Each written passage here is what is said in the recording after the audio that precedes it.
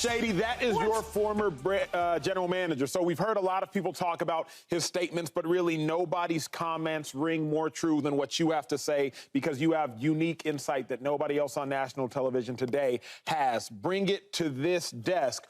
Do you have an issue with Brandon Beane's statement? Yeah, I didn't like that statement, right? And Brandon Beane is a good man. I think he's good at his job as a GM. He's super smart and intelligent. Same as Sean McDermott, but he's wrong here. Just think about this for a second. If I'm a fan of a team, right? If I'm a diehard Bills fan, and if you're a diehard, you know the ins and outs of this thing, where they went to 4 Super Bowls and lost every one. Thanks, or I can't say thanks to him, but they had a lot going on. Okay, now you get to this point where you got a quarterback like Josh Allen, a franchise guy. You get a guy like Stefon Diggs. Together, they've been amazing together, phenomenal. And then you trade him. Okay, they trade my best player or one of the best players. Maybe it's something up to. Maybe they have something in plan, right? Cool. And then the first thing your GM says is, well, listen, are we better today than we were tomorrow? Probably not. But I want you to know this. I'm super competitive. What are we talking about? See, let me tell you about Brandon Beane, though. I think that sometimes when you are really good at your job and you are super smart, you tend to take risks and take chances because you are smart and you are good. When I was in Buffalo, Brandon became the GM, right? Him and Sean McDermott doing their thing together. And they made a move, right? We signed Josh Allen, it was cool. I'm thinking like, well, are we rebuilding? But let's just see what happens. Then they trade Sammy Watkins. Now, Sammy wasn't great his whole career in Buffalo. It was up and down, I get it. It was injuries and all that, but he finally was healthy, he was ready to go. So I'm like, cool, Sammy looks good in practice. He looks like the old Sammy from Clemson. We ready to ride, correct? Man, they trading. So the next day I go to the office like, yo, what the hell are we doing, Brandon Beane? Because that's my guy, we cool, right? And he tells me, well, Shay, listen, man, you know, Sammy's up and down the injuries, right? We think we'll get something for him, this and the third. And the replacement is going to be Calvin Benjamin. And then he says to me, I mean, they're basically the same guy. I said, you telling me Sammy Watkins and Calvin's the same guy? No, I said, yo, we trying to lose. You know what I did after that? What you do? I walked straight out the room. Because y'all playing games, and this is the same type of bull crap that they're doing. So when you tell me that, yo, this guy's really good, this guy's really smart, this guy's really competitive, those are all true facts. But sometimes I think we get ahead of ourselves and we try to make smarter moves because we are smart, or better moves because we are good. And this is one of them bull crap moves. Keep Stefon Diggs. And if you are going to move from him, give Josh Allen some help. You think he about to have a crazy, great season with those wideouts he got there now? Draft coming. All right, well, go ahead, count on the rookie. Count on a 19, 20-year-old, 21-year-old kid to save the day. Joy? He's competitive. I want y'all to know that. But we don't know you, bro. I don't know. You know him. What? The people don't. The fans don't. Look, it was a very confident statement on the back half. You know, it was trying to reassure everyone. Beginning, not so much. I would like to hear a better plan than this, especially if you're moving someone of the caliber of Stefon Diggs, because this wasn't a decision that you came to with haste. So there has to be a plan. Yeah. It doesn't sound like there's a plan. It sounds like we made this move, we know we got worse, and now we have the task of figuring it out. I would like to have that replacement in hand, or have the plan in hand, where we're gonna look for this maybe in the draft, or we're not done making moves yet. Say something that infers that this wasn't just a personality decision. Because when it comes to personalities and them not meshing and things not going the way that we think that they should go, or there being problems, all that sounds really good, but you're in the personality business. You're also in the winning and production business. And Stefon Diggs might have all three of those things, but it is your job to manage those things. And not all stars are going to be easy. It sounds good. Oh, everybody's just easy. Everybody's just cool. Everybody's just egoless.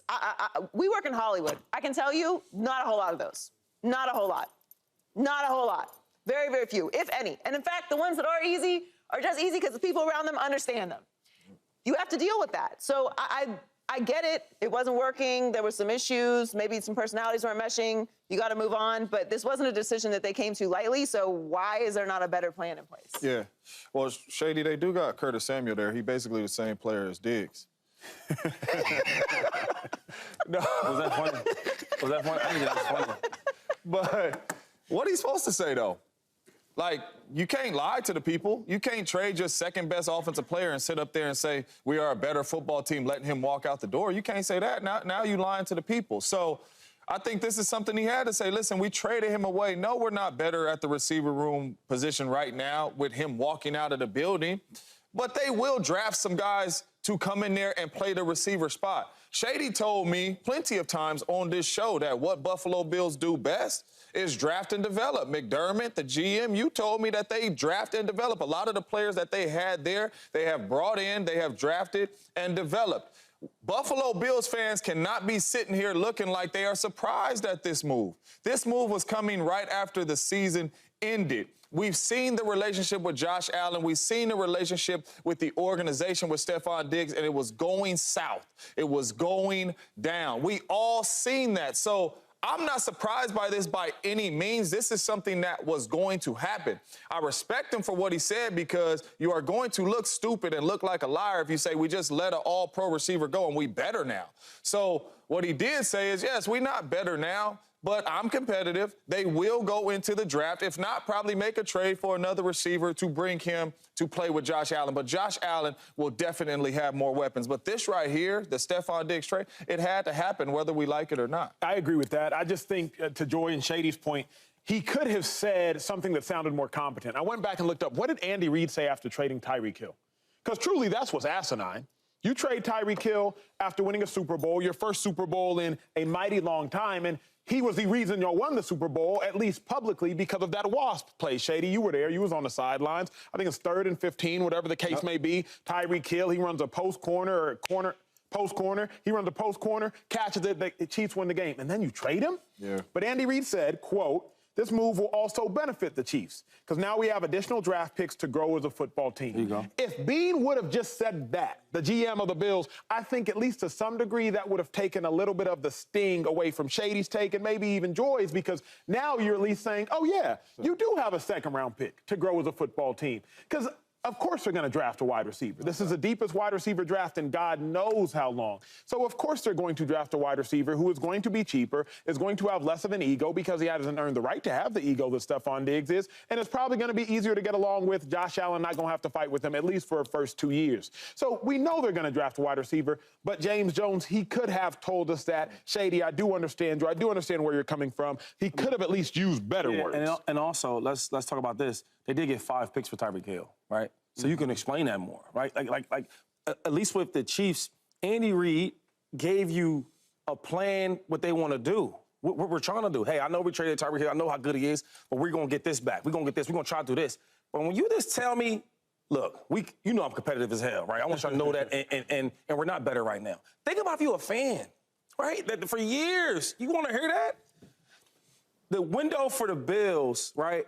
It was like this. Yeah. Right? And they were so good and talented no matter what happened. Listen, they gonna win. They gonna win. They gonna get closer. Now it's like this. Each year.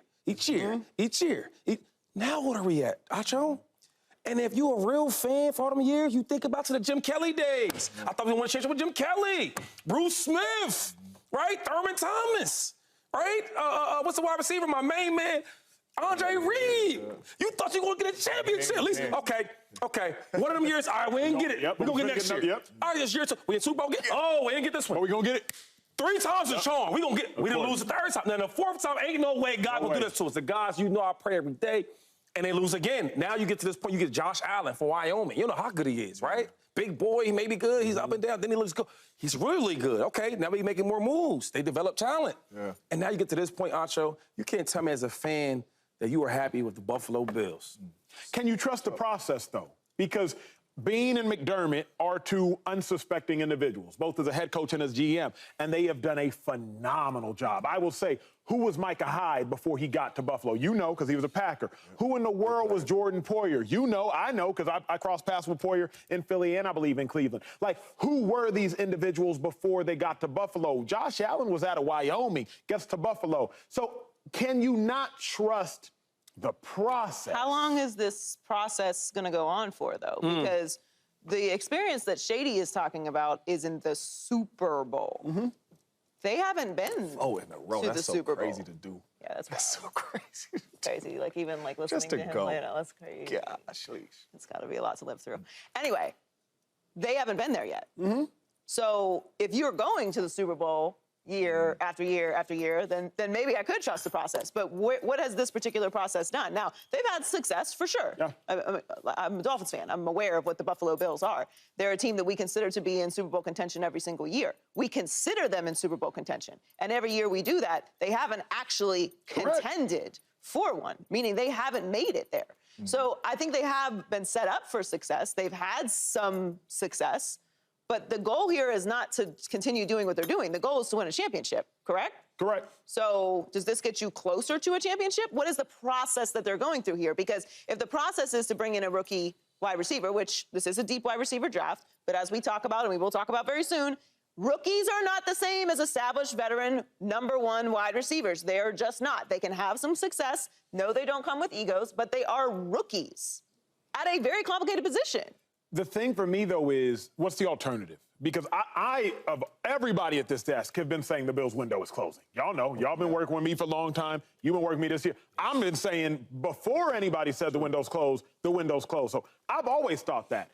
But if the window Joy and James and Shady that they were trying to get through ain't working, try another one. That's it. Because what they have been doing, Joy Taylor, James Jones, LeSean McCoy, they've been trying to go through the same exact window with these same exact players and these same exact pieces, and it's not working. So now they're going to take a step back and say, you know what? Let's try this window. You do bring up a brilliant point about receivers, but if anything, what we all know, especially lately, is that the position that can come in and play well the soonest is wide receivers. Wide up. Look at Justin Jefferson. Look at Jamar Chase. So we do know at least, look at Odell Beckham, but that was a decade ago, so I just want to say JJ and Jamar. We do know at minimum, if you need somebody to come in and make an impact instantly, at least receivers can do Can we say this, though? Are they rebuilding right now? Let's be honest, though. Yep. On the slide. I ain't even talking about no more windows and all that crazy. I ain't even no more window talk. Are they rebuilding though? I think because we talk about the offense, I guess, and I should have been more open about it. But I'm talking about the whole team. Defense lost. So the defense lost all that. And then one of our biggest pieces on defense is Von Miller. He's still going through whatever he's going through with the body and the injury, whatever it may be. But he's not been the same. So let's go to the offense. What's the best part of the team? You lose your second best player. Who Josh Allen got? So when we talk about this window thing, like, I'm betting they're not going to win the division. No.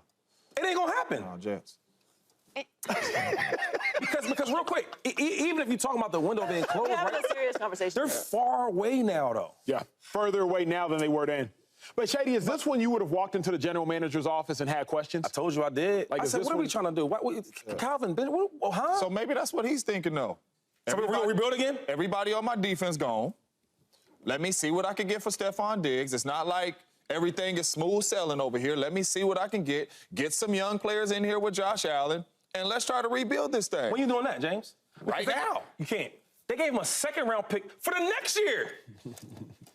I'm just saying. Hold on, let's think about this for a second, though. So I'm losing my best offensive weapon This year. and I get a second-round draft pick that everybody keeps talking about, right? And it's not even for this year in the draft. Oh, really quick. You just said it's a deep draft. It's the next year. With all these defensive players that was on that team. Okay.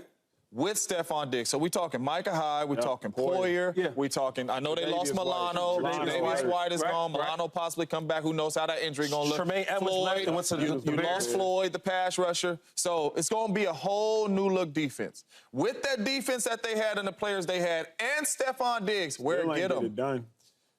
It got them nowhere. So all I'm saying is shooting gun now. Yes, we are talking windows, but what windows? I truly believe Josh Allen could get this team to the playoffs. I don't know how this team gonna look, but when we talking windows winning Super Bowls, they ain't been there yet anyway with all this talent. But you got a shooting gun. Fighting chance. Now you playing with knives. You playing with little rubber bullets. For real though, what you got? What you going to war with? So you went to war against somebody that had better army than you, like the Chiefs. That happens, right? I mean, it happens. You went to war against a good team like the Bengals. Yeah. They had a little bit more than you did. Cool. Now what you got? Now what you fighting with? You don't got no army. You don't got no soldiers. What you got? But the Houston Texans went farther than them, and you say they ain't got no bullets. I mean, James, if they got knives and all that, and they made it there. What happened to them? So that's all I'm saying. The same thing that happened to the Bills. That's all I'm saying. So we could talk about these bullets and all that type of stuff, but it's getting to the same place. You don't need soldiers and all that to go to war? You do. But what I'm saying is, if you have a couple more knives and you ain't got no guns, you can go far too. And I believe that is what and that's what Buffalo is saying. Listen, the only reason, usually when star players leave, when star players leave, it's either over money, you don't want to pay me, let's try to see what we can get for him. That was kind of the Tyreek Hill thing. We don't want to pay him all this money. We got a plan, let's trade him, let's see what we can get for him, and let's try to bring in the Sky Moores and all that. None of them played out to beat Tyreek Hill, but it's all covered up because Patty Mahomes and them is still winning and Andy Reid.